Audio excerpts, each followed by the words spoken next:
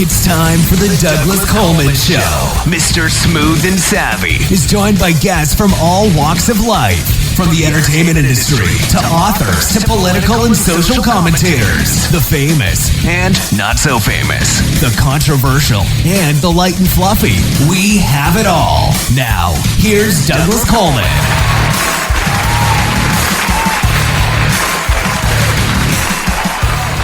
Okay, please welcome to the Douglas Coleman Show, Sarah Janssen. Hi, Sarah. How are you? I'm great. Thank you for having me. Well, thanks for coming on the show. Nice to have you here. So, you are the editor of the World Almanac and Book of Facts. Is that correct? That is correct. The World Almanac and Book of Facts for 2025, believe it or not. Wow. Okay, how long has this book been published? Because I seem to remember it as a kid. And I'm 62 years old, so it's probably been around a while.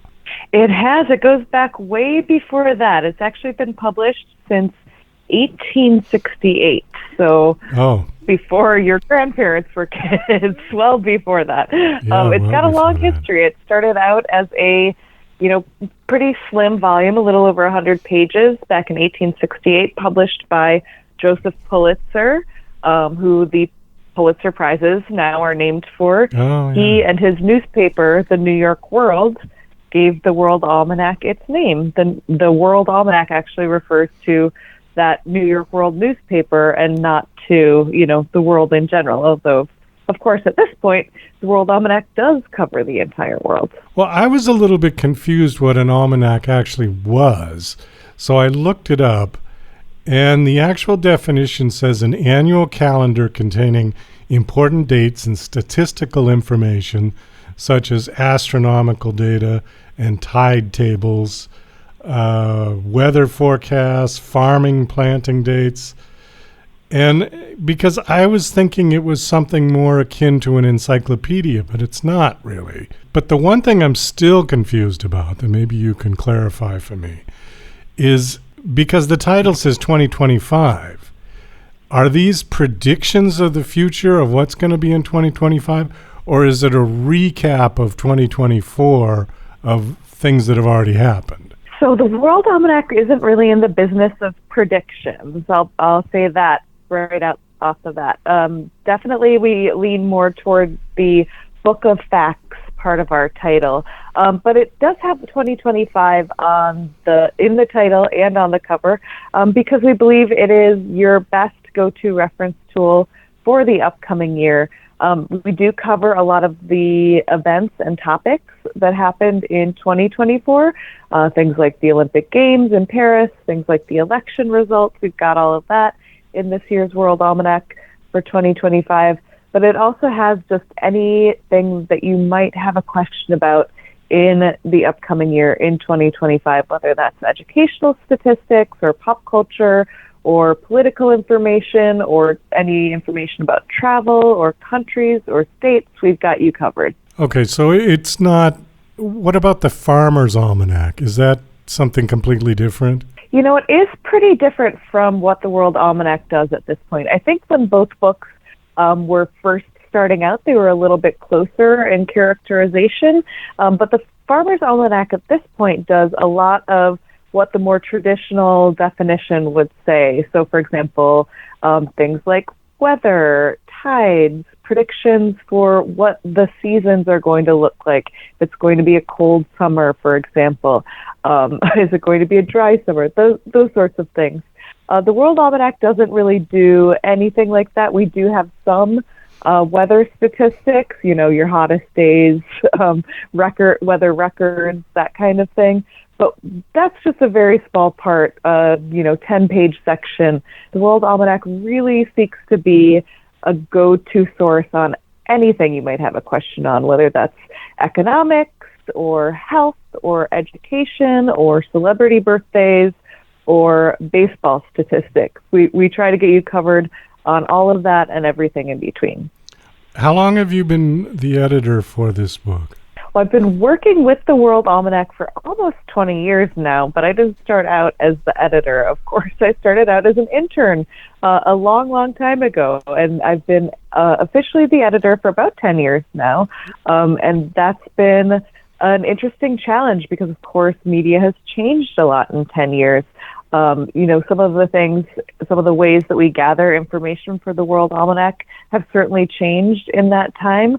But we still do a lot of things the traditional way. We still use fact checkers.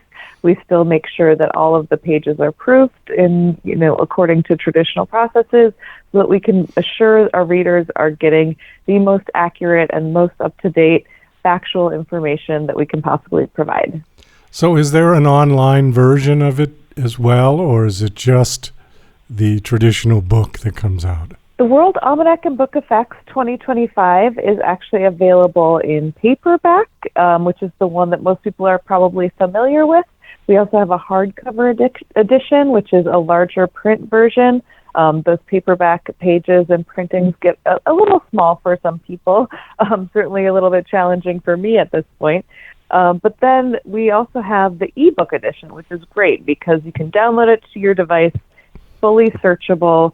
You can carry it anywhere in a way that's a little bit easier than a 1,008-page paperback or hardcover. So you've got all sorts of different options depending on which will work best for your needs for the World Almanac 2025. Well, I want to cover a couple of the bullet points here because they look very interesting. Your people were nice enough to send these. So I'm just going to read the bullet point, and then if you want to comment, that would be great.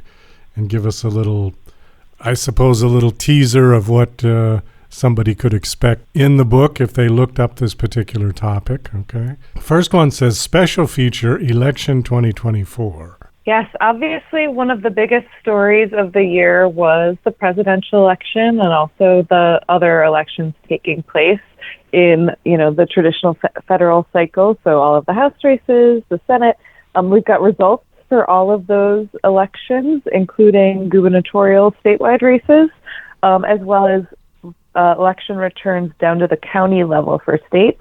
We also have some fascinating information about money raised for the elections, both campaign fundraising and the total cost of U.S. elections, which you see spike, of course, in presidential years.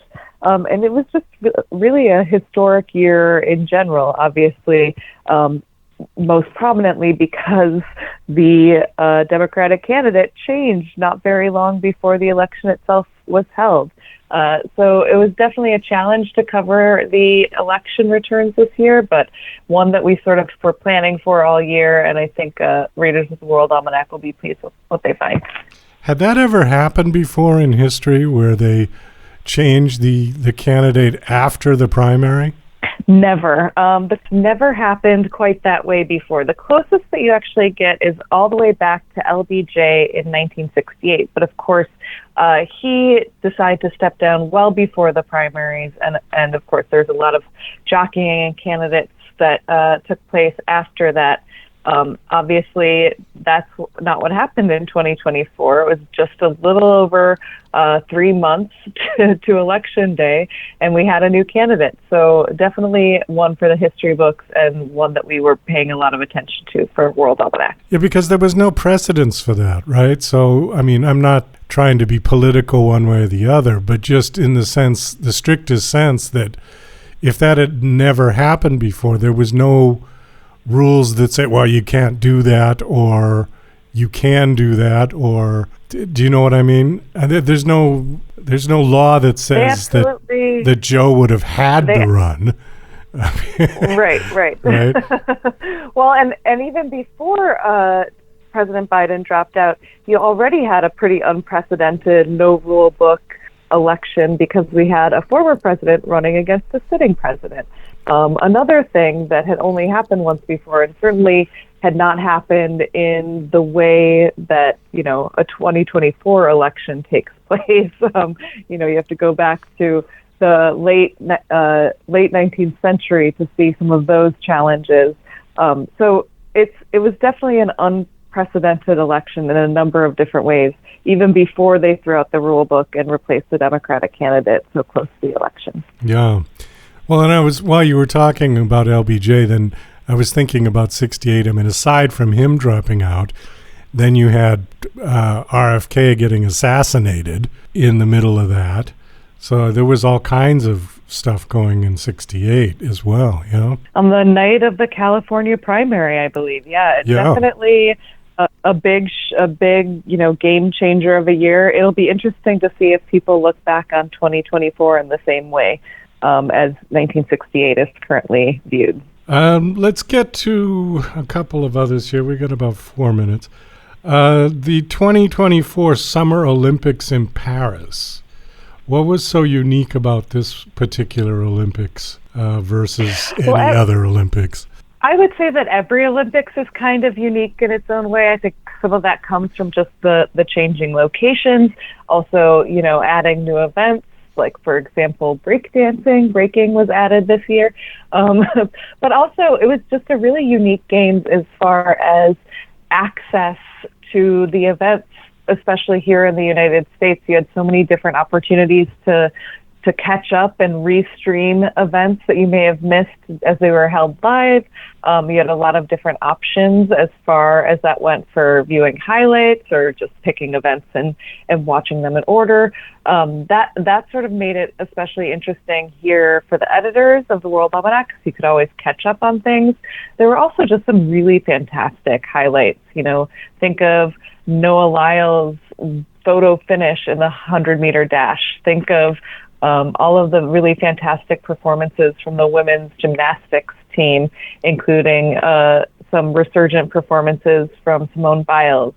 It was really just a fun game to be able to track some of these favorite athletes and also get to know some of the new ones. One more. World Almanac Editor's Picks. Time capsule lists the items that most came to symbolize the year 2024. So the editor's picks for the time capsule allow the editors of the World Almanac to have a little fun, look at the lighter side of events. We're not actually going out and burying this time capsule. It's really more theoretical, sort of a thought exercise for the editors. This year's time capsule for 2024 included things like a pair of eclipse glasses, which we used to safely observe the dramatic solar eclipse. That over 150 million people across North America were able to see in April of 2024. We also had things like a piece of the Boeing 737 MAX 9 that fell off of the Alaska Airlines flight earlier this year. Just little tangible items that sort of encapsulate different stories that had people talking that might not have been, in our top 10 news stories, but certainly were things that we'll remember about 2024. Okay, so you said there's no predictions for 2025, right? I'm afraid not. The editors definitely don't get into predictions. We're all about reporting the facts. We'll leave the predictions to our friends at the Farmer's Almanac. I hear that they're very good at it. Okay. All right. Well, I think on that we're going to wind this down. Has this been released? Yes, you can find the World Almanac and Book of Facts all over bookstores all across the country, and you can go online to your favorite retailer if you're having trouble finding it in person. We should be easily found at all of those places. Okay, last question. Do you have a website for the Almanac that you want to give out? We sure do. It's worldalmanac.com. Great. Okay. Well, Sarah, thanks so much for coming on the show. It was nice talking to you, and best of luck. Thank you so much for having me. I appreciate it.